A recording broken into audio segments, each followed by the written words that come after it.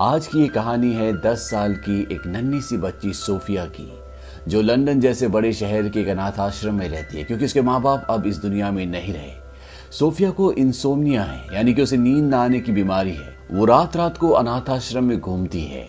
उसका मानना है कि रात को झोली वाले बाबा आते हैं और लोगों को उठा कर ले जाते हैं। वो कहती है कि मेट्रन का मानना है कि वो रात को 12 बजे आते हैं। बाकी बच्चे ये सोचते हैं कि वो 1 या 2 बजे आते हैं, लेकिन मेरा ये मानना है कि वो रात के 3 बजे आते हैं। और रात को 3 बजे जब अनाथ आश्रम में सारे बच्चे सो रहे होते हैं, तभी बाहर से एक आवाज आती है और वहां पर जो बिल्ली होती है वो बाहर चली जाती है। सोफिया भी अपने बेड से उठती है और वो बालकनी में आ जाती है और वो देखती है कि वहां पर कुछ बिल्लियां हैं जो डस्टबिन गिराकर वहां से भाग जाती है। और तभी घर के पीछे से एक बहुत बड़ा हाथ आता है और वो हाथ उस डस्टबिन को उठाकर ठीक कर देता है। और इसके तुरंत बाद वहां पर एक बहुत बड़ा दैत्य सामने आता है और सोफिया उसको देख लेती है और वो दैत्य भी सोफिया को देख लेता है। सोफिया डरकर अपने बिस्तर में वापस आ जाती है, लेकिन वो दैत्य खिड़की के पास आता है और सोफिया को उठाकर अपने साथ ले जाता है। लेकिन वो इंसानों से बच रहा होता है। जब भी उसके सामने कोई इंसान आता है तो वो कभी रूप बदल कर एक लैंप पोस्ट बन जाता है या कभी किसी गाड़ी के ऊपर अपने आप को सामान की तरह ढाल लेता है। ये लोगों से, दुनिया से अपने आप को बचा रहा होता है। और इसके बाद ये दैत्य सोफिया को लेकर भागता हुआ कई नदियों, झरनों को पार करके बादलों से भी दूर एक दूसरे देश में पहुंच जाता है। और ये होती है जाइंट कंट्री, यानी दैत्यों का देश।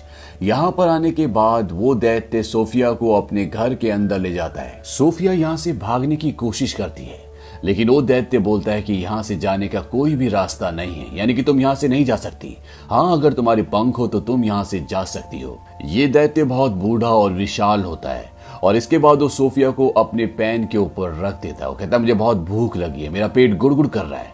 और सोफिया को लगता है कि अब ये उसे खा जाएगा। और तभी वहां पर सोफिया को और भी दैत्यों के हंसने की आवाजें आती हैं।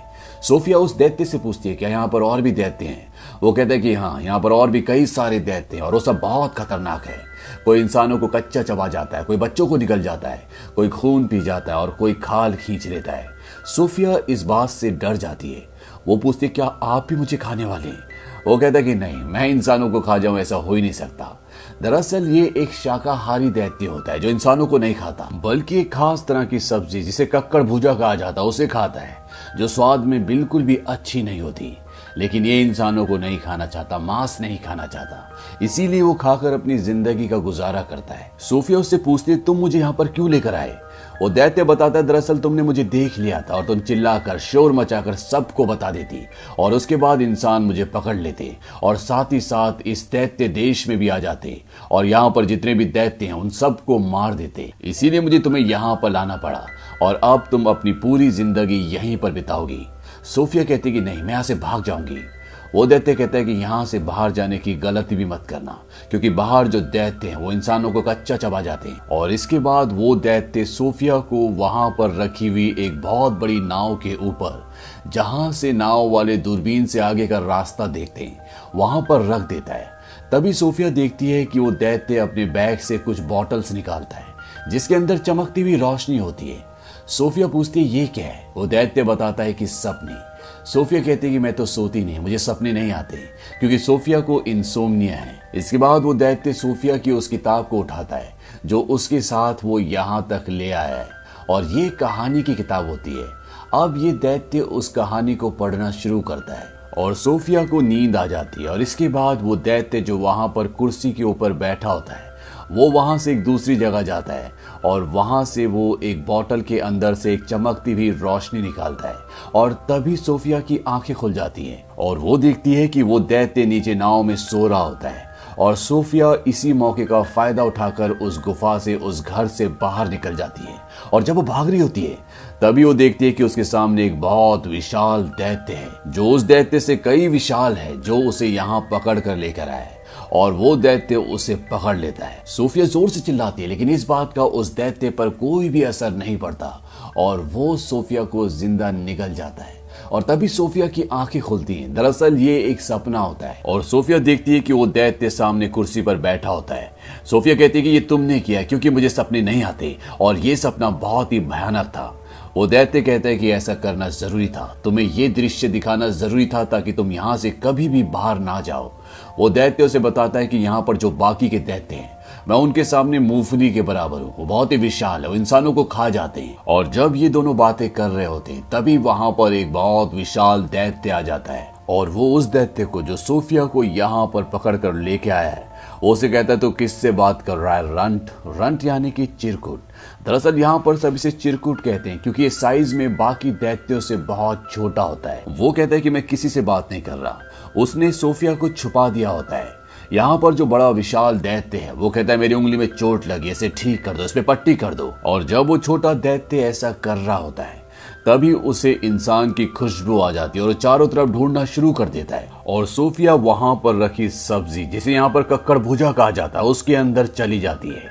ये दैत्य जब उस सब्जी को सूंघता है तो उसे इसमें आज एक अलग सी खुशबू आती है।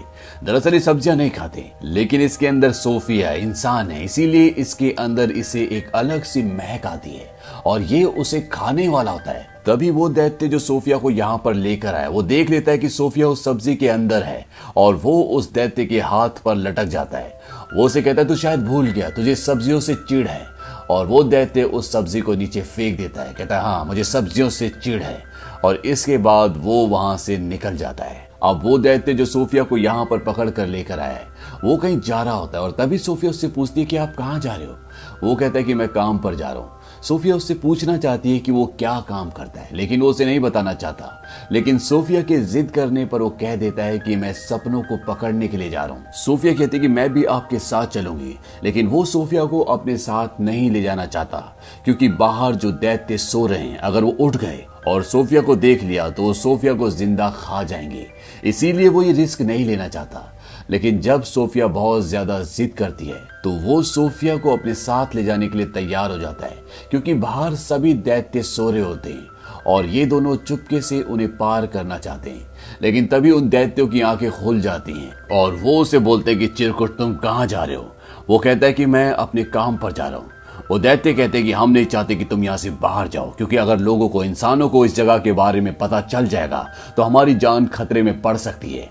और इसके बाद वो सभी दैत्य इसे परेशान करना शुरू कर देते हैं। सोफिया मौका देखकर गाड़ी में छुप जाती है और तभी जो चिरकुट दैत्य होता है, जिसे सारे मिलकर परेशान कर रहे होते हैं, वो इन सबको आसमान की तरफ दिखाता है। वहां पर बहुत सारे बादल होते हैं और वो कहता है कि देखो बारिश होने वाली है। दरअसल इन सभी दैत्यों को पानी से डर लगता है, एक तरह की एलर्जी है। और तभी बारिश होना शुरू हो जाती है और ये सब के सब दैत्य अंदर अपनी जगहों पर छुप जाते हैं और मौका देखकर चिरकुट दैत्य और सोफिया यहाँ से निकल जाते हैं। वो ऊपर पहाड़ पे चढ़ना शुरू करते हैं और बादलों से भी ऊपर पहुंच जाते हैं। सोफिया कहती है कि यहाँ से तारे कितने खूबसूरत दिखते हैं। वो दैत्य कहता है मैं इनका संगीत भी सुन सकता हूँ, मैं इस दुनिया की हर एक आवाज को सुन सकता हूँ, चींटियों की बातें सुन सकता हूँ, पेड़ों की कहानियां सुन सकता हूँ, मेरे कान इस दुनिया में किसी भी चीज को सुन सकते हैं। सोफिया कहती है मुझे यकीन नहीं होता। वो जाइंट कहता है लेकिन ये सच है। इसके बाद वहां पर एक झील होती है और झील के अंदर एक बहुत बड़ा विशाल खूबसूरत पेड़ दिख रहा होता है और वो जाइंट, वो दैत्य उस झील के अंदर कूद जाता है और उस पानी में, झील में कूदने के बाद वो दूसरी तरफ पहुंच जाता है, मानो ये उस तरफ जाने का एक रास्ता हो। इसके बाद सोफिया भी कूदती है और वो भी उस तरफ पहुंच जाती है। ये सपनों का देश है और यहाँ पर जो पेड़ होता है, उस पेड़ से ओस की बूंदों की तरह सपने टपकते हैं, जिन्हें पकड़ने के लिए यहाँ पर ये दैत्य आया है। और सोफी और ये दैत्य दोनों बहुत सारे सपने पकड़ते हैं, लेकिन इन पेड़ों से सिर्फ अच्छे सपने ही नहीं टपकते, बल्कि गंदे यानी कि बुरे सपने भी टपकते हैं। और इसके बाद ये दोनों सपने पकड़कर वापस जाने लगते हैं और अब ये दोनों एक दूसरे को अच्छे से जान गए, ये एक दूसरे को पसंद करते हैं। और वो दैत्य नन्ही सोफिया को बताता है कि यहाँ पर सब मुझे रॉन्ट यानी कि चिरकुट कहते हैं, लेकिन जिंदगी के एक मोड़ पर मुझे कोई ऐसा मिला था जो मुझे कहता था बिग फ्रेंडली जाइंट यानी कि बड़े फरिश्ते जी। और सोफिया कहती है कि आज से मैं भी आपको बिग फ्रेंडली जाइंट यानी कि BFG कहकर पुकारूंगी। अब ये सपने पकड़कर लंदन की गलियों में जाते हैं जहां पर बच्चे अपने घरों में सो रहे होते हैं और BFG उनकी नींद में बहुत अच्छे अच्छे सपने उन्हें देते हैं। ताकि उनकी जिंदगी में, उनके सपनों में उन्हें खुशियां मिले। दरअसल BFG एक अच्छा जाइंट है, इसीलिए वो सपनों के देश से अच्छे अच्छे सपने पकड़ कर लाता है और सोते हुए लोगों के दिमाग में उन सपनों को डाल देता है, ताकि कम से कम वो उन सोते हुए लोगों की जिंदगी में खुशियां डाल सके। यहाँ पर सोफिया BFG से पूछती है, ये सपनों के बारे में आपको क्या आपके माँ बाप ने बताया? वो कहता है कि दैत्यों के माँ बाप नहीं होते। इसके बाद सोफिया उससे उसकी उम्र पूछती है। वो कहता है कि जितनी उम्र इस धरती की है उतनी मेरी भी है। दरअसल जब से ये धरती बनी होती है तभी से दैत्य इस धरती पर होते हैं, लेकिन ये इंसानों से छुप कर रहते हैं और अब जब इनका काम यहाँ पर खत्म हो जाता है तो ये वापस दैत्य देश जाने वाले होते हैं। तभी सोफिया बोलती है कि मेरा कंबल कहाँ है?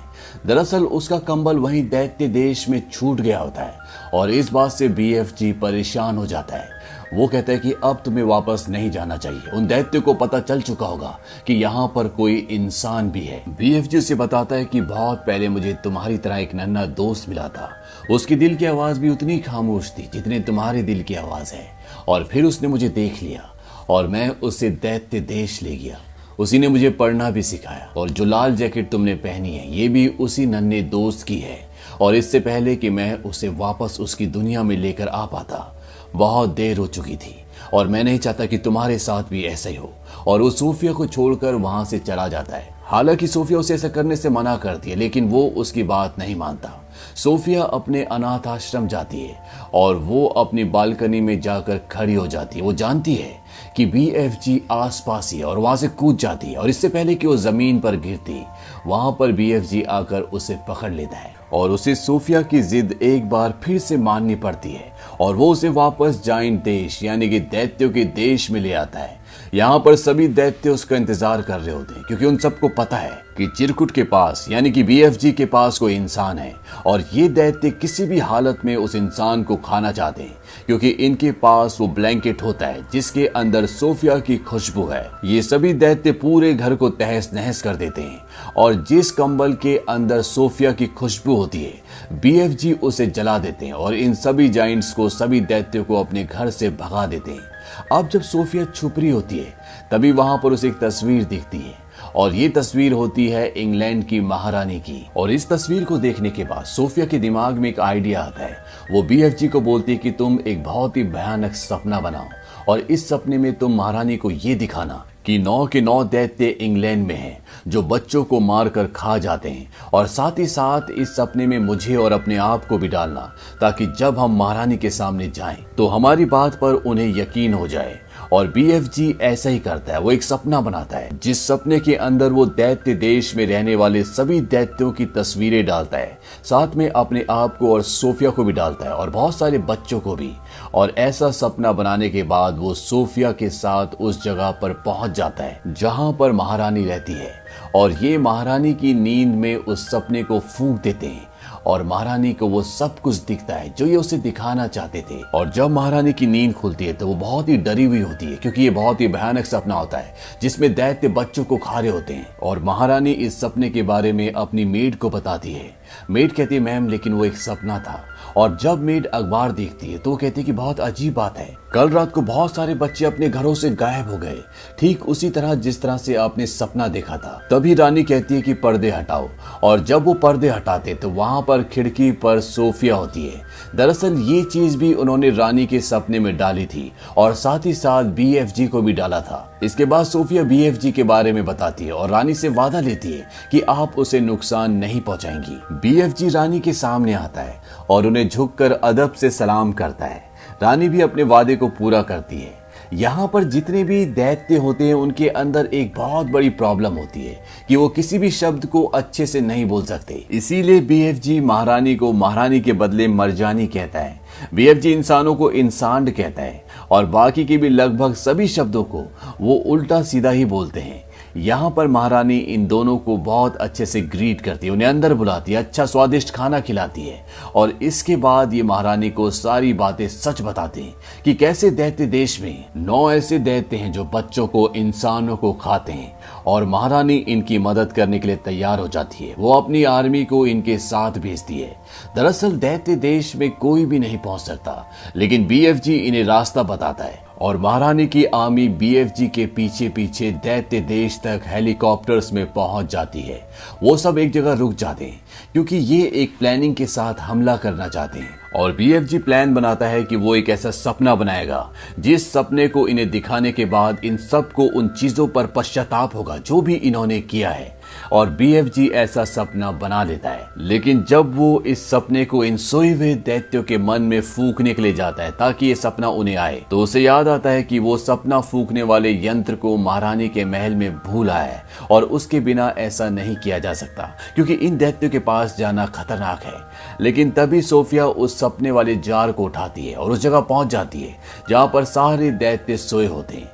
लेकिन इससे पहले कि वो उस जार को तोड़ती, वहां पर इन दैत्यों का जो सबसे बड़ा दैत्य जो सरदार होता है वो उठ जाता है और जैसे ही वो सोफिया पर हमला करने वाला होता है, सोफिया उस सपने वाले जार को तोड़ देती है और बाकी सोए हुए दैत्यों के मन में वो सपना, वो रोशनी चली जाती है। और जब सारे दैत्य उठते हैं तो उन सब के अंदर पश्चाताप होता है। लेकिन एक दैत्य जो सबसे पहले उठ गया था, जो इन सब का सरदार है, वो पूरे होश में होता है और इससे पहले कि वो सोफिया को मारता, वहां पर बीएफजी आ जाता है। वो उसका हाथ पकड़ लेता है, लेकिन बीएफजी इनके सामने कुछ भी नहीं है। वो दैत्य बीएफजी को अपने हाथ में उठा लेता है और जैसे ही वो उसे मारने वाला होता है, वहां पर हेलीकॉप्टर्स आ जाते हैं और वो इन सभी दैत्यों को पकड़कर अपने साथ ले जाते हैं और समंदर के बीच में एक टापू पर छोड़ देते हैं। चारों तरफ पानी है, ये दैत्य पानी से डरते हैं, इसीलिए ये समंदर पार नहीं कर सकते और हमेशा के लिए ये इस टापू पर फंस चुके हैं। महारानी इनके लिए यहाँ पर कक्कड़ भूजे के बीज भी फेंक देती है